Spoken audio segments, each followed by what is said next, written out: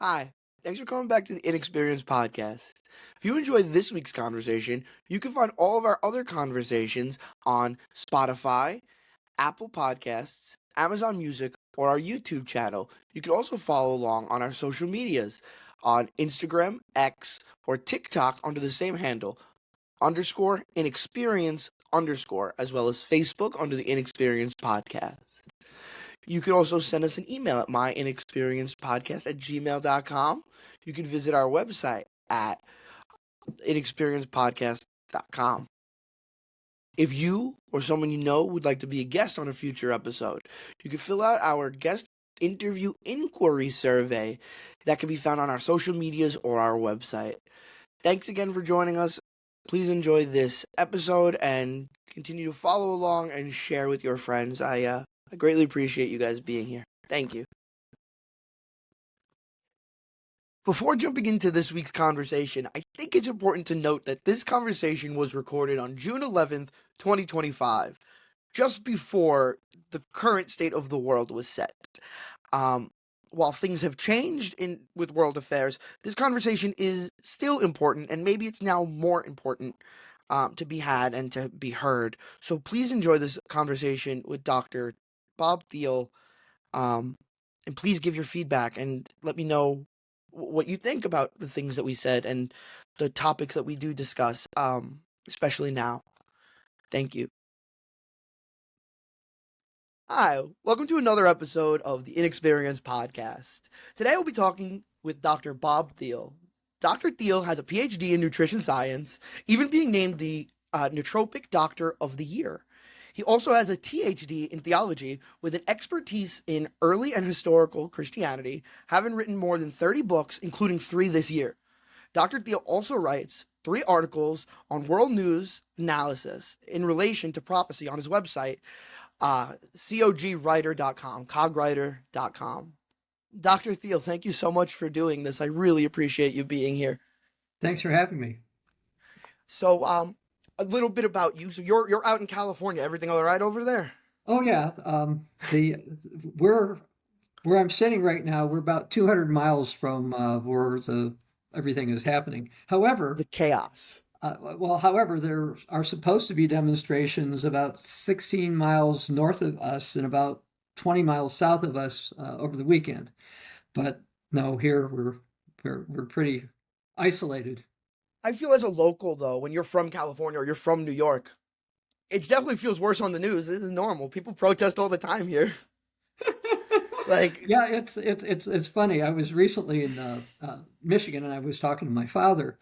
And previous times, he sees stuff on the news, houses falling in the ocean for California, and all this stuff, and the fires and all that. And it's like, I moved here in '76 when I was in the military, and I don't know. I don't get overly shaken up by these things. California, what people don't realize about California, it's so big. Okay, you compare it to the East Coast, okay, and all the little states over there. And so well, there's different parts and different issues over here. it's funny because I'm a city boy. I'm from Brooklyn, so especially having conversation. You tell me you're from New York, and you show me a picture of farmland. You're not from the same New York as me. It's Yeah. much different. But I wanted to talk to you about a myriad of different issues. You're very well rounded. You can talk forever about many things, which is impressive, and you have an impressive resume. Um, how does one go from nutrition to theology? Okay. Well, as far as how, I guess basically, there's actually a lot of parallels I've noticed between health and theology. Okay. For example, a lot of things in the mainstream, they just don't accept and they won't look at. And what's bizarre about that, I actually did some proposals for Dr. Fauci's department back in the 90s. And they concluded that Dr. Fauci's from my neighborhood in oh, Brooklyn. okay. Yeah. Well, anyway, his department reviewed my proposals, asked for more scientific stuff. I gave them everything they asked for. They said my work had significant scientific merit, but then they basically said, yeah, but it's not pharmaceutical. So what? Okay, you're supposed to be looking for health issues, all right? So the They want to reason I charge. mention that, because you asked, how do I go from one to the other? Hmm. So what happened was, well, first of all, I've always been interested in religion, okay? As I mentioned before we went on the air, I was raised Roman Catholic. And so I've always had interest. And one time when my wife and I went to St. Peter's over in the Vatican, I, Beautiful. I was there and I bought this book there. Matter of fact, maybe I can find it. Hold on, right behind me if I have it. Yeah, here it is. This is the same one I bought over 20 years ago.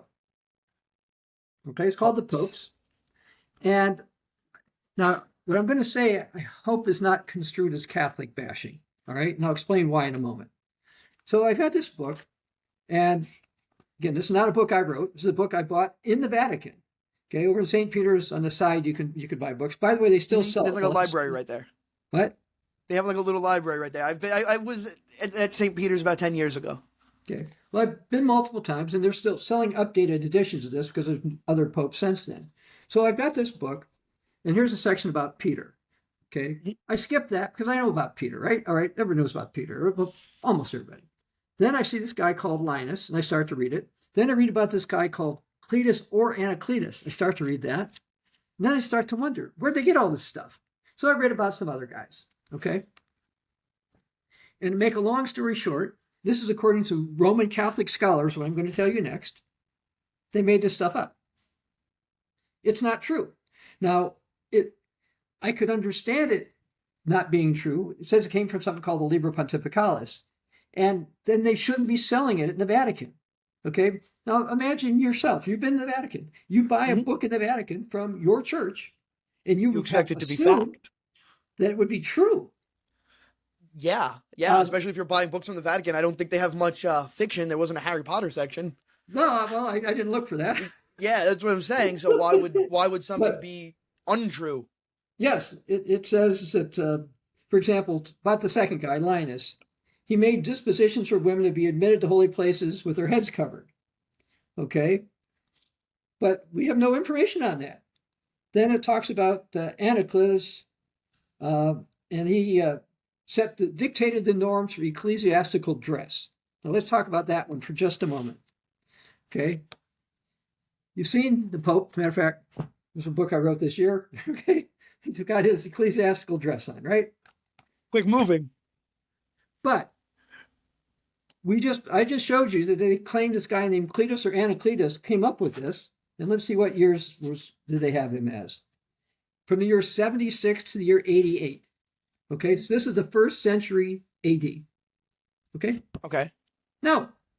And he wasn't even an official pope, right? Like the first... No, there weren't any popes. How many were in popes? Right. They didn't actually call themselves pope until the late 4th century. Furthermore, they weren't even called bishops until a guy named maybe Pius or Anicetus in the 2nd century. Okay? But as far as the norms for ecclesiastical dress, okay, as I said, I grew up Roman Catholic. You go to Mass, you see how the priests are dressed. Bishops. I grew up an altar boy. Yeah, okay. So I get it. Okay, and bishops come occasionally, you see how they're dressed. That was not determined in the 1st century AD. They wore normal dress. They looked like everybody else. And there's a couple of reasons for that. For fear of being prosecuted? That would be one. And two, early Christians didn't see the need to look like Levitical priests. Okay, so they didn't have a need, and they didn't do it. Now, in the Bible, by the way, in the book of Jude, it says to contend earnestly for the faith once for all delivered to the saints, the original faith. Well, the original faith, they didn't dress like this. What happened was Emperor Constantine got interested in Christianity. And But what year was this? Around 311, 312. So in the early 4th century. He around 307 or 308, he had a vision of the sun god in the grove of Apollo. So he started putting the sun god on his coins. Then he claimed to have a vision, I think it was in 312, showing a cross of some kind. And he told his soldiers to put the cross on their shields. He went out and won something called the Battle of the Milvian Bridge. He then credited the Christian God for his victory. And so he got kind of interested in Christianity because of that. Anyway, his priests dressed like what you see now with bishops and whatever. But so this is in the 4th century. So it wasn't until the 4th century that people started to dress like that. So we know this was just not accurate. So, you asked me, how did I get interested? So I was always interested in theology. But when I was there and I got this book, I said, I'm growing up Roman Catholic. I'd like Roman Catholics to understand stuff about prophecy. But I said, I don't think you can reach the people on prophecy unless you understand history. That's the problem with my relationship with the Catholic Church, especially being someone who I like the religion aspect of things, but I really like history.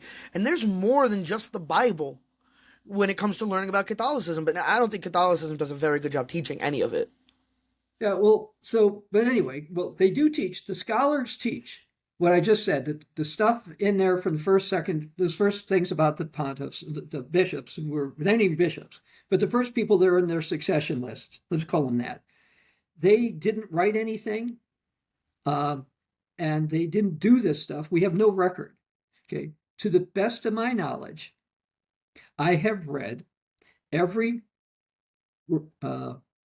church writing from the 1st and 2nd century that's been translated into English. Okay. Wow. Now, I've read some. I even translated one that was not translated in English because I did it myself. What language was it in? Latin or Hebrew? Oh, no. See, that's what I thought growing up as a Roman Catholic. No. Greek. Oh. Right. That's exactly what I thought when I figured this stuff out. And one of my bigger gripes with Francis's papacy was getting rid of the Latin. Like, I wouldn't, a traditionalist in that sense. I like the Latin in the Mass, and I thought that was from the beginning. No. As a matter of fact, okay, hold up, another book I wrote. Now this one's free, big ebook called Beliefs of the Original Catholic Church. So I have in here when they started to do the Latin Mass. This can be found on your website, so people know where to get it. It's free. ccfg.org. We don't ask for money. You can find it at Cogwriter too. Cogwriter, perfect. We don't ask for email, your money. You can just read this. Now, let me push this book for just a moment. Then, this book, people should like for the following reasons. It cites Eastern Orthodox and Roman Catholic translations of the Bible almost exclusively. So people can't say, okay, you're showing a Protestant version or a Church of God version or whatever. So it's almost always that. Secondly, it quotes early people that the Church of Rome and the Eastern Orthodox considered to be saints. Okay? So you know what they believed. And third, that's the difference between Catholicism and the Eastern Church, right? The saints, essentially? No. Not at all. So what I know is we have two different Easters, and there's two different churches. And recently, Pope Leo just got together with their leader of their congregation.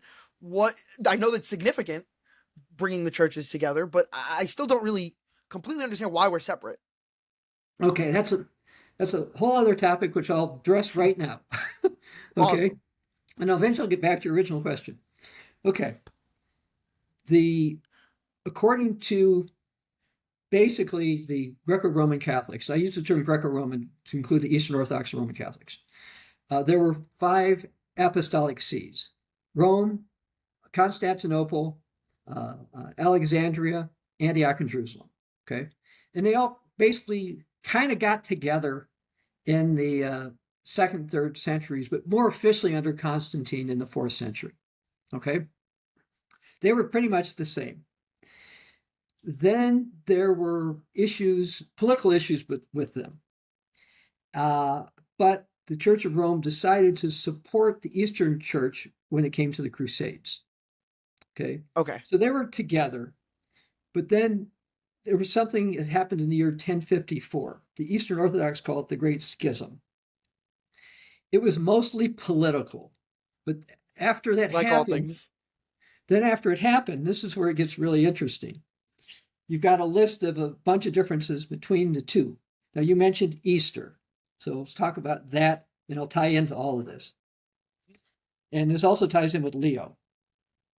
In the year 325, Emperor Constantine, who was not baptized, by the way, declared himself a lay bishop.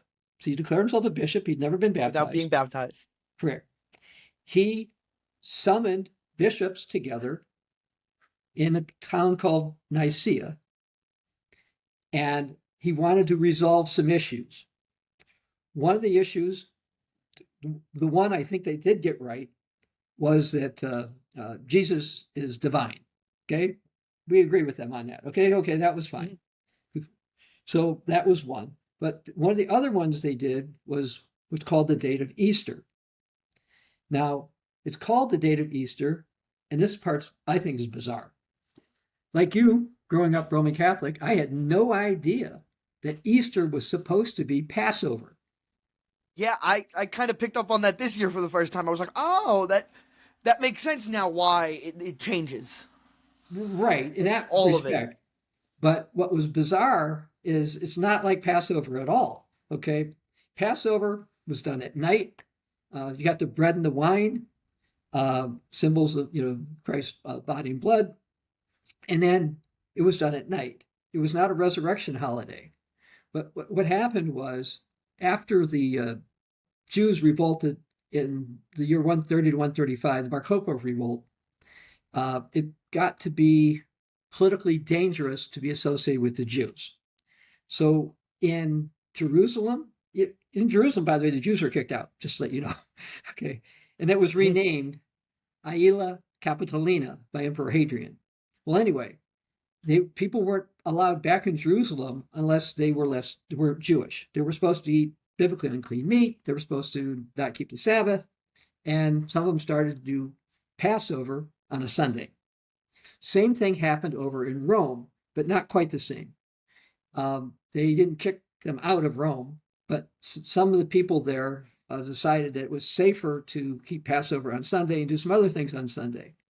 Well, fast forward to the year 325. Not everybody accepts this. You still have people, particularly in Asia Minor, particularly people of my ilk, who said, no, the Bible says Passover on the night of the 14th, and that's when we should keep it. So there was a debate going on, and Constantine wanted to resolve that.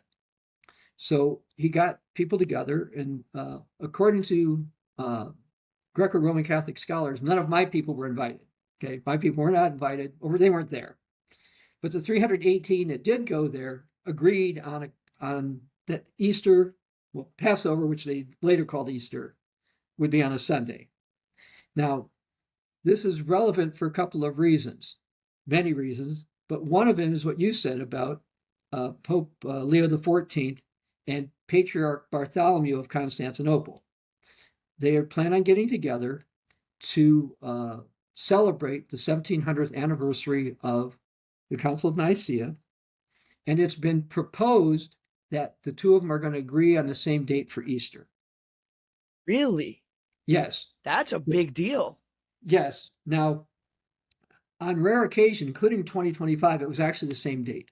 Okay? And Passover. Everything, we had all three at once this year. Not quite, but it was closer. It was close? Anyway, but what's interesting about this is, I told you I've been to the Vatican a bunch of times. I've been to Turkey 2 or 3 times, I think 3 times. One of those times, my wife and I decided, hey, we've been to the Vatican. Maybe we should visit the Church of St. George, which is the Eastern Orthodox Patriarch's Church in Istanbul, formerly called Constantinople. All right. So we want to go to this place. Now, here's a very big difference between Rome and Istanbul. In Rome, everybody knows where the Vatican is. Everybody knows where St. Peter's is. In Tuscany, I'm sure someone could walk you there if they really wanted to. In Istanbul, the taxi drivers and people had no idea where the Eastern Orthodox Church was. Are they detached from religion in Turkey? No, they're Muslim. Oh, yeah. Okay. True. Most of them. Well, okay. Yeah, there's a split. Yeah. Yeah, like 98%, okay? Anyway, so we're there, and we get a taxi driver. And by the way, this is before there are smartphones. So these people don't have GPS. They don't know. And I have some book, and I'm trying to show somebody on a map. They can't quite get us there.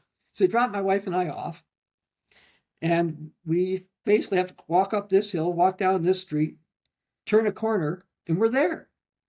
Now, unlike St. Peter's Square, which is crowded with people almost all the time, St. Peter's Basilica, which is full, etc., there's like nobody here. We might have seen one or two other couples. I'm not even sure we saw anybody else. But we lucked out. People don't just go to go. It's not the big hoopla that the Vatican presents. No. But we lucked out. How did we luck out? My Greek is pretty poor, but there happened to be a Greek guy who was working for the patriarch. He was about your age, and he was from San Diego, California. What are the odds of that? I'm just telling you. Now, this was really cool because I wanted to ask questions, and it was preferable for somebody who English was either their native language or pretty close to it. Sounded like me, talked like me, it was easy. Now, why do I tell you all this with what we're talking about? Well, it turns out he tells me that a year and a half before, so we're going back to like 2006, 7, 8, that time period. He said when Pope Benedict XVI visited the patriarch in Constantinople, Istanbul, that either the Pope or the Pope's representative told the patriarch the following: we will acquiesce to all of your differences. We will change on the Filioque clause, date of Easter, everything. And by the way, there are not a lot of huge differences between the two groups. Okay, there are. It's very minuscule. Like if you weren't looking for them, you couldn't find the differences. Well, you could if you walk into the churches because they look different.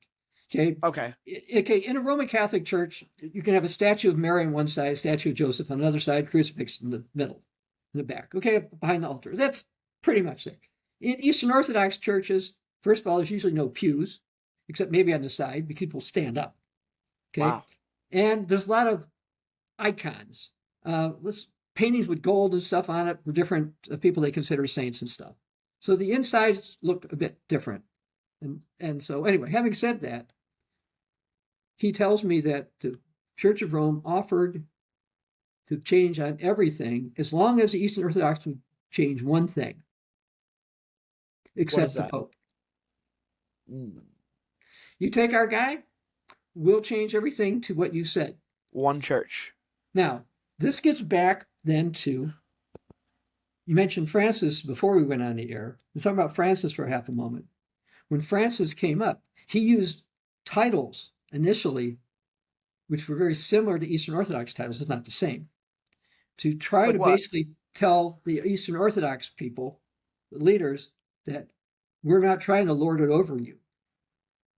We're like you. So Francis, in my opinion, has set the stage for this. Now, as far as prophecy goes, there was a Roman Catholic prophecy from around the year 1200, plus or minus a few years. And it says the time is going to come where a pope will rise up. And I have that quoted in this particular book I held up to you before, that a pope is going to rise up, and under his pontificate, the East and the West are going to join. So meaning the Eastern Orthodox and the Western Roman Church. Mm-hmm. So there is a prophecy that is going to happen. Do I think it's going to happen? Yes, I think it's going to happen to a degree. To what degree, I don't know. But exciting to even have the conversation. I didn't know we'd be here. Like, I didn't think we'd be here. One church is like, that's a very good thing. That's a good thing. Most other religions are whole. Yeah. Actually, they're not quite as whole as you would think. Within Islam, there's 3 groups. I wrote a book on Islam and prophecy, by the way, last year. There's the Sunnis, they're the majority. The Shiites, those are people like in Iran. And then there's the Sufis. So there's those 3 main groups within Islam. And then there's subgroups within Islam. And with other faiths. Extremism come from one of those groups specifically? Or no, just all 3? No. in the United States, it was because of the hostages of the takeover of the embassy. And I was in the military at the time, by the way, and I thought I wouldn't be able to get out of the military because this hostage crisis going on. Maybe I'd be. What branch were you in? I was in the Air Force. Awesome. Thank you for your service. Okay, you're welcome. Anyway, Appreciate it. So I'm wondering if this is going to happen. So I get to get out. So Americans for the longest time thought that it was just the Shiites that were the extremists. But with 9/11, you had the I think it's the Wasabi branch of the Sunnis were the ones who were behind that. So it's not just that the ones that are least likely of the three groups to be the extremists would be the Sufis. Okay. Okay. Do you know what a whirling or twirling dervish is? No, but can you explain it? Okay. These are people who spin around a lot to get themselves kind of dizzy, and they hope that this will get them closer to God.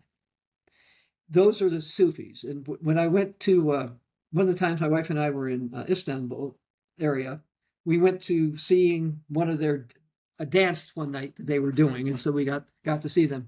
They are the least likely to have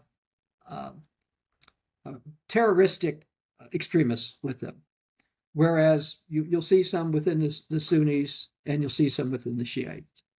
But anyway, getting back to your other point, this is where you and I we may agree to disagree here. I'm all in favor of church unity, but under one condition.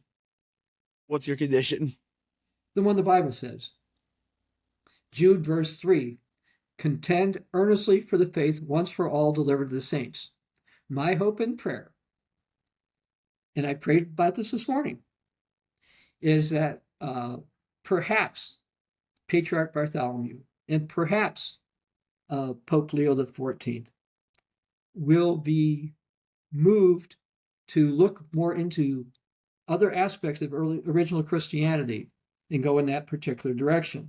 Now, I know that sounds impossible. Of course, the Bible says with man, things are impossible. With God, all things are possible. But one of the reasons I have a glimmer of hope, okay, small glimmer of hope, actually a couple of reasons I have a small glimmer of hope.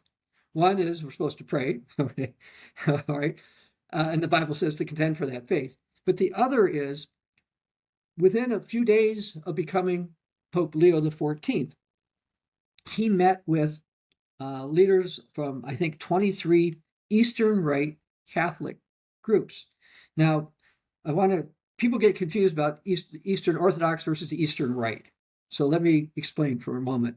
The Eastern Orthodox, which include the Russian Orthodox, there's about 250, 300 million of them. They don't accept the Pope, okay? But otherwise, their doctrines are pretty similar. Okay, their liturgy is a little bit different, their building's a little bit different, but they're very similar. Then there are the Eastern Rite churches. These are people like in Syria, for example, and in the Middle East, and some other spots. You have them. Now, these are in full communion, that's the term, with the Church of Rome. They accept the Pope as their leader, etc. But how long did that take? Was that always a thing, or did it take some agreement like I think now? it started to happen. Well, it didn't happen until there were popes. And actually recognized popes. Yes. No, Okay. because the first ones they wouldn't have paid any attention to. They didn't have any interest in that. I from what I can tell, and I did a lot of research on the Eastern churches this year, actually. As far as I can tell, probably more into the 5th century, maybe 6th century, they started to get closer to the Church of Rome, and then they became a part of it. So that would be my guess. There were some discussions, I think, in the 4th century, but I don't think they were serious enough. I think they got serious 5th, 6th, 7th century. Well, anyway. Did that help with the fall of Rome? Because I know the Vatican was always been touching Italy, like politics in general. Maybe. Because, see, some of those other things affected stuff. Like, for example, there's a place called Edessa. It wasn't in the Roman Empire. It wasn't in the Persian Empire. It was like in between. But it got into the Roman Empire in the year 216. But anyway, Rome falls in the 5th century. So it could have to do with that. I don't know exactly why they started to do it, but they did accept that. Now, what's interesting about Leo is he told them that they should hold to their earlier original traditions. And see, I consider that our church, that we actually are the original, we hold to the original Eastern Rite beliefs, Eastern Rite. We consider ourselves the original Catholic Church. And unfortunately, what denomination is that? Continuing Church of God. Okay. Unfortunately, the other ones called Eastern Orthodox have shifted from that. Not Eastern Orthodox, but Eastern Rite and Eastern Orthodox. So I wrote an article about the original Church of the East. And you can find it at cogwriter.com. It's free. People can just read it. And I quote some of their scholars, some of their modern scholars, and some of the Eastern Rite churches use what's called the Aramaic Bible. Okay. They contend that the New Testament, many of them believe incorrectly, that the New Testament was originally written in Aramaic. It was not. It was written in Greek. Okay. Growing up Catholic, I thought it was written in Latin, but it's not. Yeah, I found out today that it wasn't. No. You know why? You know why we all thought it was from Latin? Why? Because of Jerome. Who's Jerome? Okay, Jerome was a saint and doctor of the Roman Catholic Church, late 4th, early 5th century. Pope commissioned him to translate the Bible, and he created what's called the Latin Vulgate. Okay. I thought the first translation was done like by King James, and thought it was done like into English later on. I didn't realize how early it was. Oh, no. These translations go way back. Okay. Yeah, I didn't realize it was put into like English and modern language that early on. No. King James, that was the 1600s. No. Yeah, I'm far off on that one. Okay. Bible was, okay. The New Testament was originally written in Greek. And you start to see translations of it popping up into other languages in like the 3rd century. 3rd or 4th century, you start to see it in Aramaic. Okay. So anyway, the Eastern churches use an Aramaic translation, which has been translated into English. And I believe it contradicts some of their current positions. So I wish they would go back to believe what the Bible says. And so that's what I would hope to happen. So getting back to all this, the journey you asked me about, making the transition. So I looked at the church history, and I also looked into prophecy, and then decided that a lot of people aren't that interested in church history, but maybe there's more interest in prophecy. So I wrote a book about prophecy in the year 2009, and it was about the 2012 stuff. And I quoted Bible, Roman Catholic prophecies, Nostradamus, Eastern Orthodox prophecies, Hindu prophecies, Mayan prophecies, etc., and showed where they align and didn't align with Scripture.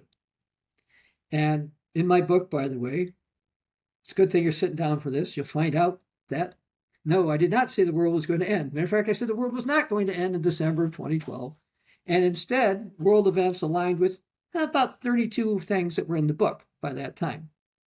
So I was interested in prophetic things, so I wrote some other books, and I've written other ones. And so that brings us up to now, if you want. Yeah, the 2012, I mean, I was young, but I remember the hoopla, like the excitement around the whole idea that the world might end, which there was a movie that was not great, but there was a movie. Yeah, it was a weird time. And then I feel like there was one every couple years where everybody thought the world was going to end afterwards. Everybody tried to get it right. Yeah, well, again, that wasn't the time. In my book, I said that it's not here. And I did it because in the gospel accounts of Matthew, Mark, and Luke, Jesus listed a bunch of things. And after some of the things he said, the end is not yet. Okay. Then he says, you'll see this, this, and this, and this. And then when you see something that the prophet Daniel talked about, now it's time. And we haven't seen that yet. And it wasn't possible for it to happen by 2012, back in 2009. So the end is not yet. I believe we're closer than most Roman Catholics believe, but it's not yet. Why do you believe differently than most Roman Catholics? Like what led you to get there? There's a tradition, and various ones that Roman Catholics call saints believe this tradition. Now, the tradition is based on the Bible, but it's not explicitly stated in the Bible. There's a tradition that the Jews have that the prophet Elijah, or the school of Elijah, one or the other, said that basically God gave humankind 6,000 years to reign, and then Jesus would return and reign on the earth for 1,000 years. Okay, they didn't believe the Jesus part, but they basically the world will last 6,000 years, then the Messiah will come. Okay, that was the Jewish view. Early professors of Christ said, well, let's see, yeah, there's a 7-day week, last day is a rest. Some of them believed in the millennium, which we believe in, the 1,000-year reign of Jesus on the earth. And so because of that, if you add up who begot who and all this kind of stuff in the Old Testament, and look at when Jesus was around and all that, we're pretty close to the end of that 6,000 years. Now, interestingly, although belief in the millennium is officially condemned by the Roman Catholic Church, it was in an imprimatur book that was written by Joseph Ratzinger, who became Benedict XVI, and was approved by Pope John Paul II, teaches that. In last century, about 58 years ago, plus or minus, there was a guy by the name of Emmett Culligan. Now, you might be too young to hear of this. Have you ever heard of the Culligan man? No, I don't. Can you explain it for me? Yeah. Culligan was a water company, still exists. And they used to have ads all over the place, and they would just say, hey, Culligan man. Well, the guy who made all the money from that, the top guy, was Emmett Culligan. He was Roman Catholic. And he wrote a book about the last days. And he said that according to most early Christian leaders, according to him, the last days would become after 6,000 years. And his book was blessed by the Pope at the time. Okay, because he even says in there, both blessed by Pope, whatever his name was at the time. And I incline to believe that is correct. But if you talk to most Roman Catholic scholars, they're going to tell you they think it's hundreds of years away. But there are people that the Roman Catholic Church has designated as saints who claim to be seers or prophetesses or prophets of some kind. And they seem to point to this time as well. So those are the ones I would tend to be in more agreement with them. But I'm trying to tell you the majority of Roman Catholic theologians say, no, we've got a lot more time. They're probably just in denial a little bit. Don't want to scare people. It could be. But, okay, for example, let me hold up this book for a second. And I want to mention something about the title. The Last Pope of the Malachi Prophecy, ? Now, you may or may not have heard of this guy named Malachi. Malachi was an Irish bishop from Northern Ireland, Roman Catholic. And in year 1139, so in the 12th century, he went down to visit the Vatican. He was on one of the hills of Rome, and he claimed to have a vision. And he wrote down in Latin a few words about each of the coming popes. Okay, and he met with the Pope. I think he met with the Pope and said, "Look, you don't need to worry. Look, there's going to be, here's a list, 112 popes. So don't worry. The end is not yet." So what's interesting about that was that then his list ended up in the Vatican archives, and nobody saw it until the year 1590. So it came out then, and although many Roman Catholics believed this list was real, most modern scholars dispute that. They say, no, it didn't come out until 1590. It was too accurate for the popes from, let's say, 1143 to 1590. Therefore, it's not possible. This is just a fraudulent document. Now, if he didn't predict popes after that, I would agree with them, but he did. I bought this book. It came out in like 68 or like somewhere around the year 1968 by a guy named Peter Bander. And he listed the Latin expressions from most of these popes and explained how these popes met them. Now, these are popes after 1590. All right. So you could say maybe he was biased and he just wanted to say that. Well, remember, the book came out in like 1966, 8, some time period. Well, I don't buy the book until like 1990 or something, right? So I read it and then I say, I wonder, what about the popes since this guy wrote the book? And Mm-hmm. sure enough, I looked at a few of the expressions. Number 109 on the list, I'll translate to Latin because my pronunciation of Latin is poor. Nobody speaks Latin hardly anyway. It was called Of the Half Moon. What's that got to do with? Well, we happened to get a guy, his name was, he was called Pope John Paul I. He was only Pope for 33 days. I was going to say just a month. And he, at the time of his death, he was looking into the finances of the Catholic Church. Right. And some believe he was murdered. Little suspicious. Yes. But he was elected during a half moon and he died during a half moon. You say it was 33 days. Well, a half moon doesn't have to be exactly precise. So that 33. The number 33 is quite significant. So that was one. Then the next guy is number 110 on the list. And the Latin for that is translated as of the labor of the sun. Okay. And this is John Paul II. How does that apply to him? For two explanations, I'll give you both of them. One, he traveled around the world more than any pope up to his time. So in a sense, the labor of the sun going around the world. But, at least that's how it looks to us. And second, though, the one that is very intriguing, he was born on a solar eclipse. And I should have looked this up, but I forgot if he either died or was buried on the day of a solar eclipse. Kind of like the labor of the sun. That's odd. Yeah. It's odd how things work out that way. Yes. The next one, number 111, was for the glory of the olive. Okay, what could that mean?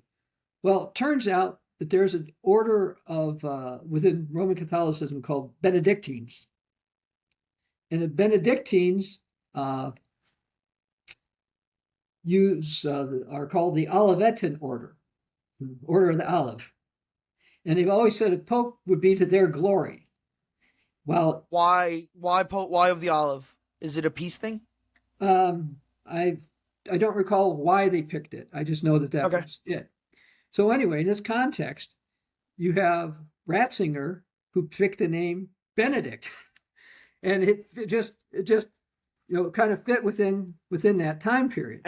And his reasoning was to bring the church closer to the West, because that's what Pope Benedict the 15th, I believe, was his after World War II. 16th. The one we had was the 16th. The one we had was the 16th, but the one just before him brought Catholicism to the West, like reintroduced us. And that's what Benedict was trying to do. Yes. So anyway, now this is where it gets interesting. I always believed that Benedict was a true Roman Catholic. Okay? Meaning? I believe he believed the faith. All right? Okay. And one time, you're talking about the early popes, I heard him speak once, and somebody asked him about early succession. And he gave a technically correct answer. Okay, I was wondering how he would deal with it. Okay, what he said was, it is by tradition that we have succession. Now that's factually accurate because there's Dr. no Thiel, proof. can you hear me? It doesn't exist. Okay. So I respected him for giving a truthful answer that most people wouldn't understand. Okay, so they have no proof of early succession. Dr. Thiel, I'm going to pause it. I can't quite hear you. Okay. All right, I'm sorry. You cut off, Dr. Thiel, just before that. Are you back? You're frozen a little bit. Can you hear me? Yeah, you were frozen. Okay, okay. I'm sorry. All right. At risk of somewhat repeating myself, when they asked Benedict about early apostolic succession in Rome, he gave a technically accurate answer. As a scholar, he gave the correct answer. He said, it is by tradition that we have the early succession. Because there's no proof, by the way. I know Roman Catholics might be surprised to hear that, but he gave the correct answer. There is no proof, and I held that up. So anyway, I've always believed that Benedict believed of Catholic faith. But what about the next one? Now, the next pope was Francis. Now, there's 2 or 3 interesting things about him to bring up. One, according to an educated Roman Catholic scholar who I read earlier this year when Francis was still alive, he correctly said that Francis was not on Malachi's list of popes. And I agree with him. Okay, that list of 112, because number 111 was Benedict. Mm-hmm. But as it turns out, the Roman Catholic Church over a century ago said there could be people between number 111 and 112. So you can find that in the Catholic Encyclopedia. Huh. Okay, now having said that, some people say that Francis doesn't count for a couple of different reasons. One, Benedict was alive when he was elected. Therefore, he doesn't count. He's not legitimate pope.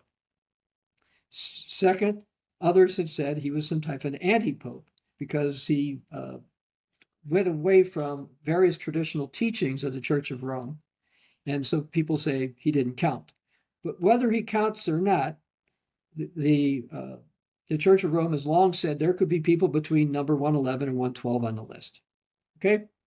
Now, I haven't read you about 112 yet, but before I do, I want to read something that was in Euronews.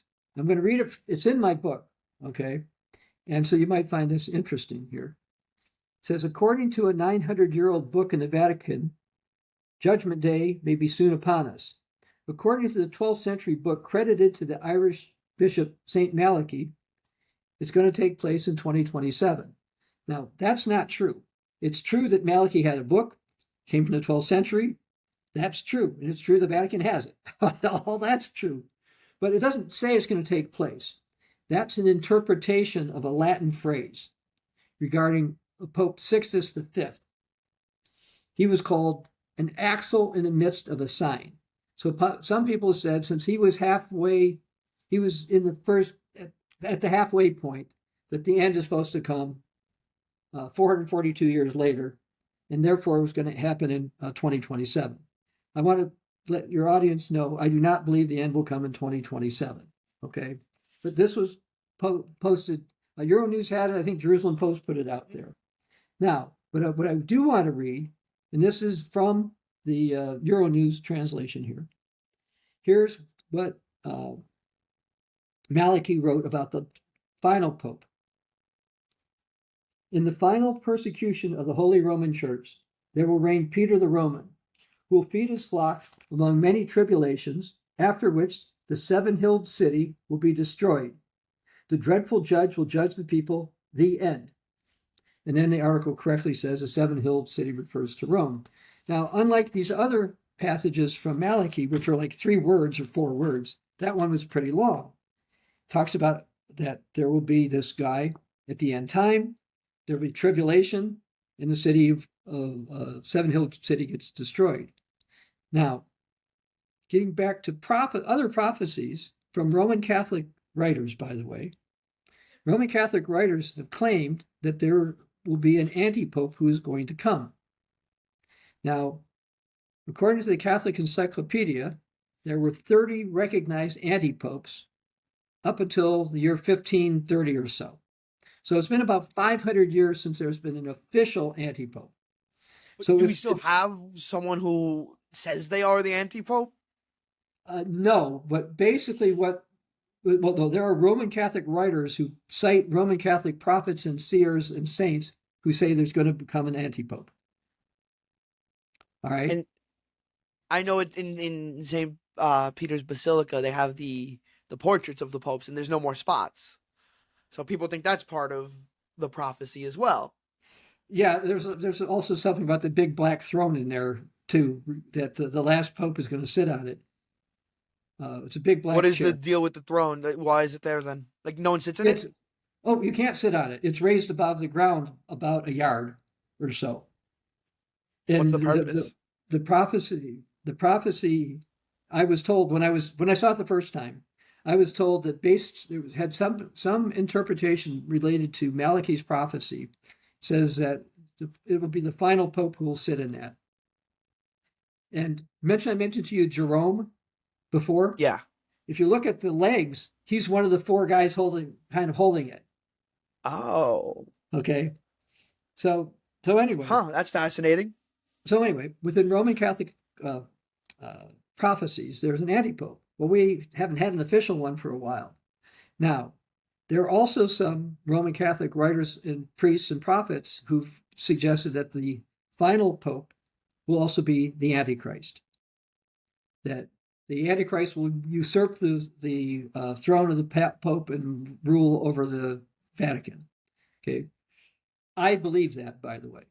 I believe that the last Pope will not be a real Roman Catholic. Oh yeah, he'll pretend to be. He'll be a fraud. So just to let everybody know, I do not believe somebody really believes Roman Catholic faith is going to be the Antichrist That's how final. the devil presents himself, right? Through you can't tell. Right. He's warned about in Revelation chapter 13, starting verse 11, says he has two horns like a lamb, but he speaks like a dragon. And he does all kinds of signs and wonders according to the Bible. Well, there are Roman Catholic prophecies that say that you're going to get a pope that'll do these. Okay. So, uh, presuming that Pope Leo does not do these, he's not the last pope. But if he does do these, he would be the one I would say would be his last pope. Well, anyway, this idea about the destruction of the city of seven hills, which is in the Malachi prophecy, is actually in your New Testament.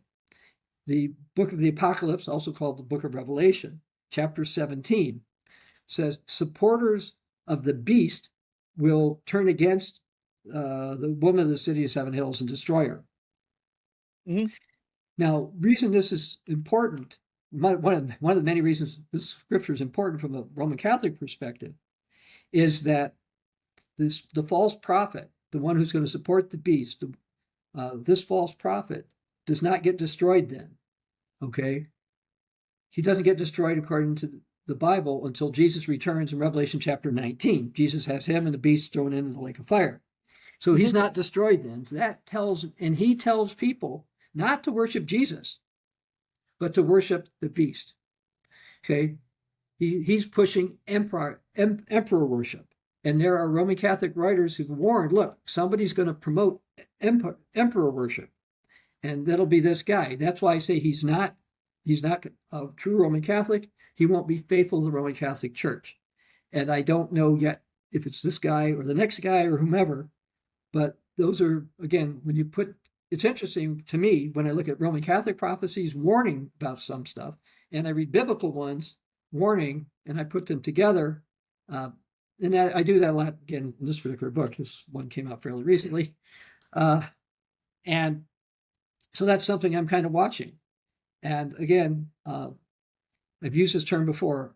I don't believe it's Catholic bashing by quoting Roman Catholic priests, Roman Catholic books that have imprimaturs of bishops that tell us that, according to some of them, they believe an anti-pope who will be an antichrist is going to rise up.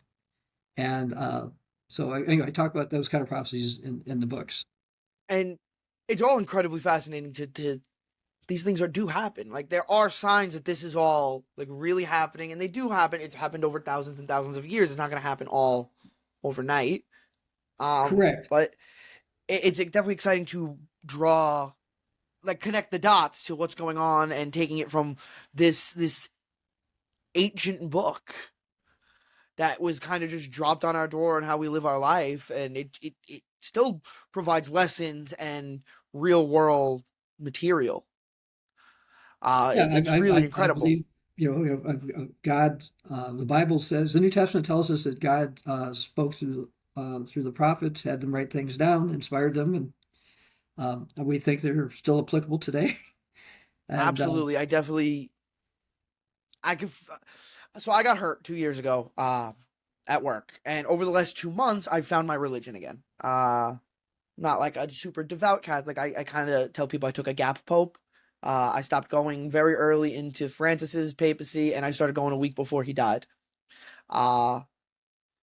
So hearing things like this, it's just hopeful too. Like, it gives you a sense of, it's helped me in my recovery believe in something again.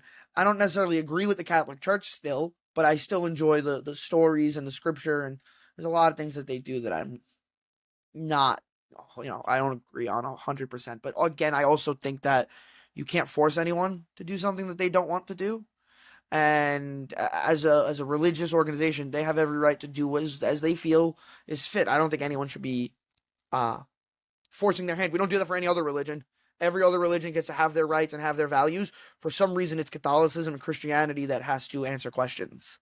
Yeah, yeah, it's actually worse than that. I mentioned to you that I wrote this book about Islam and prophecy, okay, called Islamic and Biblical Prophecies for 21st Century. You can get it free at ccog.org or cogwriter.org. Excuse me, cogwriter.com. I'm sorry. Anyway, the reason I'm mentioning this is I use AI occasionally not to write any of my book. I want to make that clear, but to find references for me. And it's not afraid to bash real Christianity, but it's scared to death of Islam. Yeah. Okay. When you put the word Muhammad up there, they also put what the Muslims say, peace be upon him. They put or they'll just use the initials of that. Very, Yeah. very differential. And Even we're in a people. society that's like, okay, I believe, for example, a Roman Catholic school or a Protestant school or a Church of God school, if there are any, should be able to say that if you teach at our school, you have to believe what we believe. Okay, I think that's totally correct. But we've had I don't courts in even. some. I don't even think it needs to go that far. If a teacher believes in something different, but that's good because there should be different thoughts in every room. I agree with that. Well, I, but you see, if a church says you have to agree with our morals on marriage, and somebody says they don't, then I think the church has the right to say we can't have that person as a teacher, especially for kids. if as long as they're not I teaching won't in the know classroom. ideas. Don't get me wrong. Within Catholicism, Hmm. there's lots of ideas, or Protestantism, and even Church of God, there's different ideas.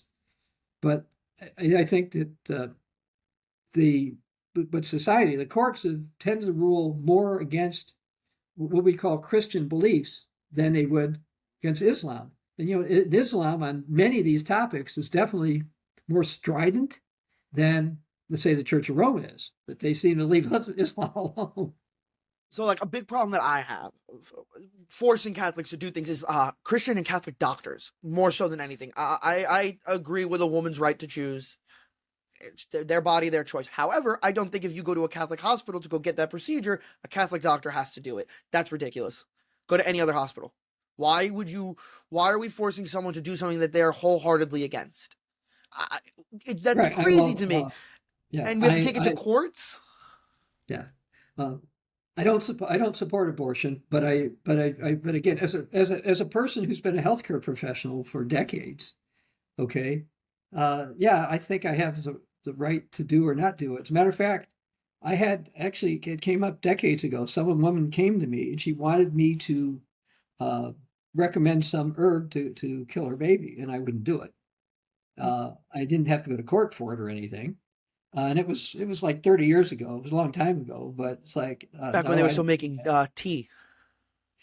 I first of all, the good news for me is you'll love this one. I had no idea what herb would do it. I mean, I could back then. The internet wasn't so much. I had no Mhm. idea what herb anyway, but I wouldn't do it, and I would not want to be forced to have to do that. But good on you. Like, I don't. That's your opinion. That's what you believe in. Right, That's I fine. You and understand. I can get along and keep talking, and we can Yes, learn from each other. And we've lost that. We've lost that completely. And I think, listen, I think making a cake for a baker, if he doesn't want to make a cake for a gay couple, that might be a little bit different than performing a procedure. But if he doesn't want to do it, it's his business, and he doesn't want to do it. We don't force Jewish businesses to open on Saturdays because it's more convenient for right. everybody. And on the baker thing, I believe Baker was willing to make a cake. That wasn't the Hmm. issue. But when they wanted something The topper. beyond that, okay, It was like a double groom or double and bride cake topper. whatever it was. So again, I think we were supposed to have we're supposed to have freedom of association. Okay. Exactly, which is what I think is the fight that people don't realize that we're actually having. We want a real freedom of religion. We want to be able Yes. to go and march for Jewish hostages without having to dodge Molotov cocktails. Yes. Like, that's a real thing that is okay to believe. It's a really okay to say, hey, leave Jewish people alone because you don't agree with a government doesn't mean you should torture people in America. Right. Crazy. And the people who don't agree with the Jewish position of the government of Israel, they're allowed to protest. They can get a permit. They can come protest too. 100%. Go ahead. Go ahead. I don't agree with you flying your country's flag to do so. But that's a different story for a different day. I don't agree with anything that happens religiously in this world right now. We're in a very dangerous spot. It's been strange because we're supposed to have freedom of speech, freedom of association, and freedom of religion. What do you feel as a Christian? Because I know watching what's going on in the Middle East and the war that's currently happening, I'm very concerned for my Holy Land as a Catholic. And I feel like those questions are not raised enough as like that. There is significance to us that could be wiped away overnight. We're at its doorstep. And I don't think the Christians getting involved is really the answer either. How close are we to something like that, like a holy war? Well, we might be very close. If some of the things rhetoric, Leo says makes me believe that. Okay, if Donald Trump holds to his rhetoric on Iran, we're very close. There's a prophecy in the Old Testament, in the book of Isaiah, chapter 22, verses 6 through 8, that refers to what looks to be a confederation of Iranians, Syrians, and maybe some from Lebanon and maybe elsewhere, who are going to cause. Realize how important that specific region of the Middle East is to Catholicism. Syria has the oldest church in the world. Yes. Well, anyway, there's a prophecy in the Bible that says God will remove the protection from Judah. That's where the Jews, where the nation of Israel is now. Mm-hmm. And great damage will happen to Jerusalem. And we may be very close to that.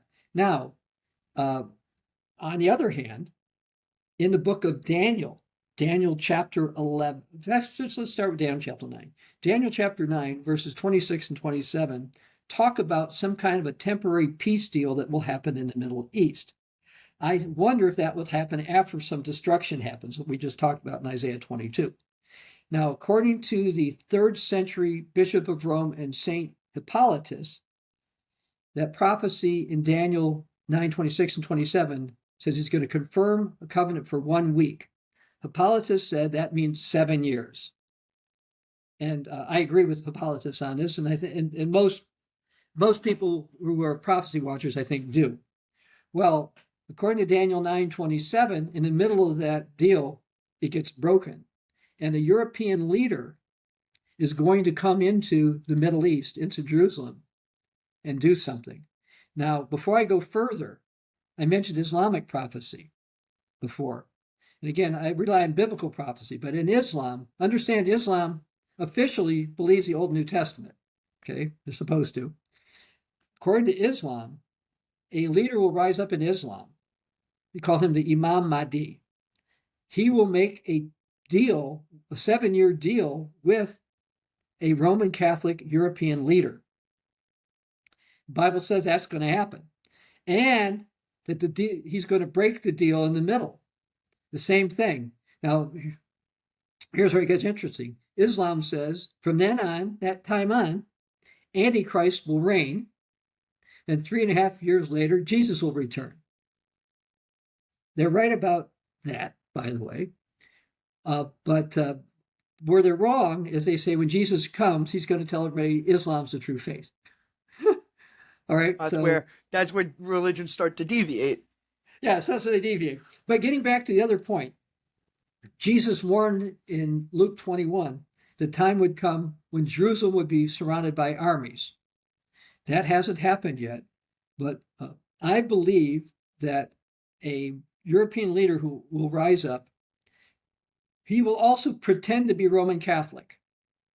I believe he will establish a new order within Roman Catholicism. Now, that's consistent with some prophecies in Daniel chapter 11, as well as some Roman Catholic prophecies. Now, but to me, like that now this is how my brain is working because of this conversation we had. But like, I'm a Republican. I'm not a conservative, but I like J.D. Vance. J.D. Vance is not. He's a Roman Catholic, but he is not, and he's 3.5 years away from like, and that would be just about 7 years since the war started in the Middle East. Okay. Well, I don't believe J.D. Vance is this guy, because no, the reason, and I'll explain that very briefly. The reason is this the beast power that's supposed to rise up. According to the book of Revelation, chapter 13, he rises from the sea. And if you look in Daniel chapter 7, that sea is called the Great Sea. And if you look in other passages of the Old Testament, you find out the Great Sea is referring to the Mediterranean Sea. All right. Now, because I'm from Michigan, I was recently in Michigan, I always use my hand as a map. Okay. Everyone from Michigan does. That's how I know Michigan. And then Illinois is upside down. Okay. Now, this is going to be the Mediterranean Sea, this part in here. The ancient Roman Empire controlled all of this. All right. Mm-hmm. Pretty much all of it. Now, in the time of the end, the king of the north has this part. He will eventually go against the king of the south and conquer them as well. So this beast king of the north leader who's rising up is a European. He's not an American. Okay, so that's why I would eliminate J.D. Vance. But anyway, he will go there probably partially to protect Roman Catholic interests there, because I think he's going to want to impress upon people that he actually is really Roman Catholic, whereas I don't think he will be. Now, some might say, well, how can a political leader establish an order within Catholicism? It's not that hard. My great aunt Mary did. She established the Visiting Order of Mary in the Detroit area last century, and our family had no money, no influence. We were nobody. Okay, so she was just a normal nun, and saw a need and established an order, and it became a recognized order. So it is not. And they're still functioning today? I believe so. Yes, she's been dead for a while. Awesome. And I remember meeting with her when I was growing up, because she was my great aunt. But anyway, I think it got absorbed by another group, as I think is what ended up happening to it. But when I looked the last time, so she left her mark. That's impressive. Yeah, so she left her mark. So anyway, so I do believe that before everything that has ties to Christianity is destroyed in the Middle East, that there will be intervention. Now, I know it'll never work this way, but I would love the idea that it became Israel, or that area, or that religious area, at least, became just like a world freedom, like a religious freedom place where we could just learn about these religions that all center here. It's not a single group's land or place anymore. Especially when you have a pope like Leo saying things like that, we are the chosen people, that Christians are the chosen people. People aren't happy with that. But when I don't know, I just like the idea that, I don't know, make it papal land and make it an open, free, religious, like a euphoria of university and learning, and there's just better ways. And then people can live there, whether they live in Palestine or Israel. And we could just have one holy land that the globe recognizes. Well, that's what a lot of people want to try to accomplish with different ways. When I was over there once, I met with a Jewish leader, and that's what basically he wanted. And one of the concerns that I raised to him, there's a building there that's considered to be perhaps the first church that was ever built, at least the first church in Jerusalem. And it's also known as the Cenaculum, or the Cenacle. And according to some traditions, this is where the Last Supper was, the last Passover, and where the Holy Spirit came on the day of Pentecost. Whether it is or not, that can be argued. Which was Pentecost was actually this past weekend. It was it was recent. Mm-hmm. We had a different year. This year, if we were off, we think Rome was off by a week, but that's okay. Rome, a lot of times they were a little busy this year. Well, anyway, Anyway, and what was interesting is he wanted to make it what you just said, more of an ecumenical place. And but the Vatican wanted it for the Church of Rome. They actually offered Israel some property in Spain if they would turn this over. And I told him that the Vatican wanted it, and he told me I was wrong. So then I talked to him on the phone a couple months later, and then I was watching the national news, and I saw him with a sign protesting because he didn't want it given to the Church of Rome. And he still wanted that building to be, like you said, more of a multi-faith type of a situation. So there are people who are working on aspects of it, but when I look at biblical prophecies, I see a war coming to the region at least a couple of times, and before we have real peace. But so when we gave this land over to Judaism as their holy land, which is what the Bible says, I don't think anyone pictured having one dude that was in power for 20 years in various different positions holding this much of it hostage. Bibi Netanyahu is not good for religion. He's not good for Islam. He's not good for Judaism, and he's not good for Christianity. It scares me how dangerous it is that it's in his hands. If anything's been proven over the last couple months, he's not here for peace. He doesn't want to deal with peace.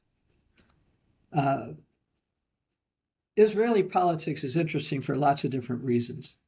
The only thing I wanted to say in this context about Benjamin Netanyahu is that he said a while back, not this time, he was in office, the previous time, I think, he said that Jerusalem is our eternal and undivided city. I read the Bible, no. I see division coming, it's not going to remain. So I think he's biblically off. And by the way, that's from the book of Zechariah, which he should know because that's the Hebrew scriptures. Okay, so he should know that. But as far as Israeli politics, you tie in some Israeli politics with prophecy. Now, your listeners may or may not know, but over in Israel, they have a parliamentary system, which differs from what we see in the United States. In the parliamentary system, it's not like, we'll pick on the United States because for Americans it's pretty easy. There's Republicans, Democrats, and everybody else. Well, everybody else doesn't amount to nothing, hardly anything, usually in most elections. Ross Perot did, the last national one got a lot of time, but that was a long time ago. Well, right. We'll see what happens with the America Party now. The Reform Party wasn't it. Yeah, well, actually not. Elon Musk now is backing away from some of those posts, by the way. Oh, yeah, of course he is. Trump. All right, we'll skip that for a moment. Beginning to Israeli politics. It's not like it's Netanyahu versus whatchamacallit. It kind of is, but it's not quite. And so what they have over there, they put together a group of parties. It's called a coalition. So there's, I don't know how many parties that are supporting Netanyahu. I think it's 4. Okay. And there's 2 or 3 on the other side. Mm-hmm. And right now, the European Union and some nations there are objecting and actually sanctioning the travel of 2 of the ministers. When I say ministers, it would be our equivalent of secretaries, cabinet secretaries. They call them ministers over there. We're not talking about religious leaders. Finance so like our Secretary of State, our Secretary of Treasury, all that, Finance Minister, and all that kind of stuff. Mm-hmm. All right. They've been sanctioned for some of their positions because they're a little bit on the more, let's say, right side of the Orthodox Jewish faith. All right. So anyway, here's what I've speculated for a number of years, and this is speculation. I've speculated that the time is going to come when there's a close election in Israel. Happens all the time. Okay? Yeah, I'm sure they're all very close. All right.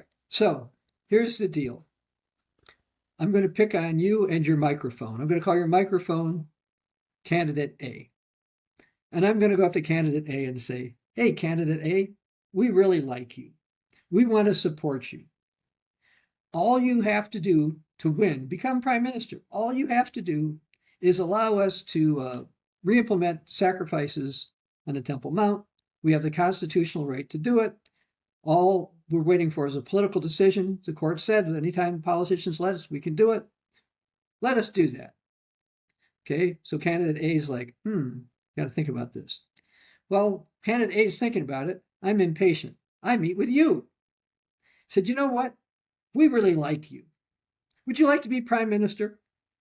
My party, we've got just the number of votes that you need to build your coalition, and you can be prime minister. We only have one little favor. Okay, we've had, we Jews have had all kinds of problems in the past, and we should be allowed to keep our religion, which includes these sacrifices. All you have to do is allow us to do those, and then you'll be prime minister. Now, somebody is going to do that, by the way, whether it's candidate A or yourself, someone's going to do that. Why do we know that's going to happen? Because 3 or 4 times in the book of Daniel, it says the sacrifices will be taken away. They haven't started yet. Huh. They have an altar that they've dedicated. They have a Sanhedrin. They have a high priest. They have the implements. I've communicated with the Sanhedrin. I went to the Temple Institute when I was in Jerusalem and flat out said, you have to have a temple? No, all we need is permission. Okay? Plus, by the way, that's what it says in the book of Ezra, chapter 3, that they could do sacrifices without a temple being laid. That's in the Bible, the Old Testament, and they know it. So I don't think that's going to be Benjamin Netanyahu, who will be the one who will make that decision. But perhaps as he gets older and he got desperate, maybe he would. I don't know. But I do believe that will happen. And that's how Israeli politics will tie in with biblical prophecies. That's one of the many ways. And that's just a matter of when, not if, but when. Yes, because the Bible says these sacrifices are going to be taken away. And so they have to start. And they do they have any politicians that are like on the way up, like we have? Because you don't hear about them here. Okay, for example, 2 of the people who were censored or sanctioned, there are announced sanctions on them this week. They are amongst those. But then there's we sanction them, or no, Israel United sanctioned States went against it. The United States said that this was wrong. That they're holding their official positions. They should be able to travel, and just because they have a stronger position on what should be Israeli territory versus what the Palestinians or the Gazans can have, they don't think that the U.S. position is that you don't sanction somebody for that. Okay, but which is agreeable. Yes, but no, there are up and coming people in some of the parties on the religious side, and all they need is just a few people at the right time. Do you think that the end is near of this war? Like, we'll see. I'll say something terrible if you want to call it terrible. In January of this year, when President-elect Trump wanted Netanyahu to accept the Biden ceasefire, okay, Biden went out and said this was going to lead to permanent peace. We actually did a podcast and said, no, it's not. That will not lead to permanent peace. I believe it's likely we will see an escalation before we have a peace deal. Because you mentioned Benjamin Netanyahu, all right? Irrespective of what people think about him, he does what he thinks is either in his interest or his country's interest or both, depending, right? He's very tactical. Okay.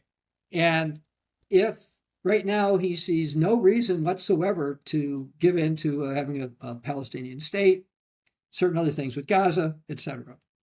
But if he got massive damage to his country and basically really isolated on the world stage, he might be inclined to do so. So my concern or belief is it's likely we're going to see an escalation in the region before it calms down. Now the Bible, we're already kind of getting there. It's escalating right now. Israel is killing people on aid lines. Like, that's really happening in the IDF. So, and I was very pro-Israel for the last 2 years, and now the last year has been very hard to be like, yeah, it makes sense. You're defending your land. It's getting harder every day. I understand.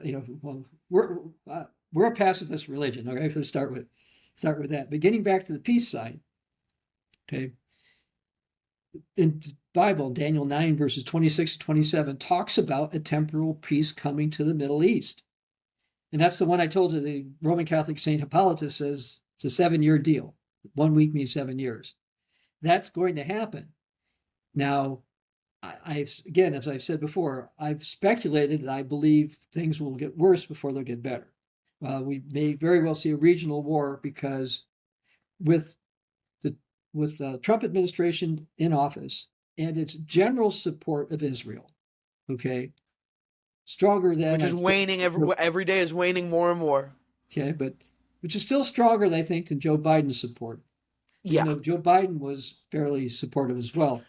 because the president currently is promoting peace. He just did it in the Middle East last month. Like, Yeah, that's the goal. right. No more war. Right, and so Netanyahu right now, I don't think feels he's pressured enough by the United States to make a peace deal. Okay, and you heard what President Trump said regarding Ukraine and Russia.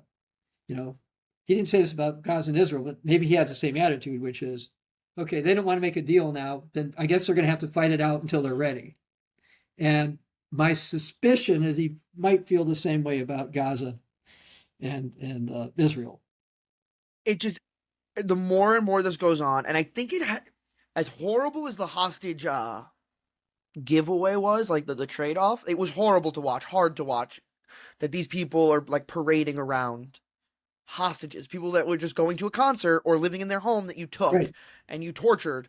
Like, we're a whole country with the strongest air force in the world that has the United States behind them is attacking a fraternity, not a country, a club. Hard. It's hard to support that. Hamas is a club. Well, They're but not a it's different country. than a normal fraternity because its stated goal is to eliminate Israel. Yeah, but there are groups that want to eliminate the United States. We're not going to war with them tomorrow. We took Correct. out the Houthis in a weekend. Or 45 days, but still. Well, the Israeli position, if I understand it, and I'm not speaking for their government, but their position basically is they want to eliminate Hamas, but Hamas embeds itself with hostages and with kids and with hospitals and stuff. So they feel We knew that, and justified even in what they do. I was able to defend that. I cannot defend shooting people on aid lines. I can't. No, I agree. I don't think That you one's should look tough. both the Old Testament, New Testament. Your enemy hungers, feed them. Okay. Yeah, No, 100%. Jesus took a couple of fish and a couple loaves of bread and fed 500 people. 5,000. 5,000. Okay, even better. So there you go. So this is what I mean. This is what we grow up on and what we believe, and then the wardens of our Holy Land can't even abide by it. Rough. It's rough. But it's just the world we live in. And but this is good. This is a good conversation to have. And I appreciate you having it because it's not an easy one that many people would like to have. But it's important. Like that's the kind of the purpose of this whole podcast is important conversations that are not easy to have. And hopefully people come and listen to them. But Dr. Thiel, I really appreciate you doing this today. You're welcome back anytime. We could talk about religion forever. We didn't even get to the topics that we had talked about beforehand.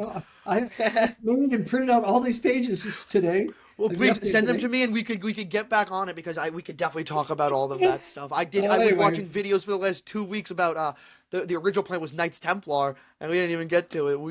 We could do that for another 3 hours, I'm sure.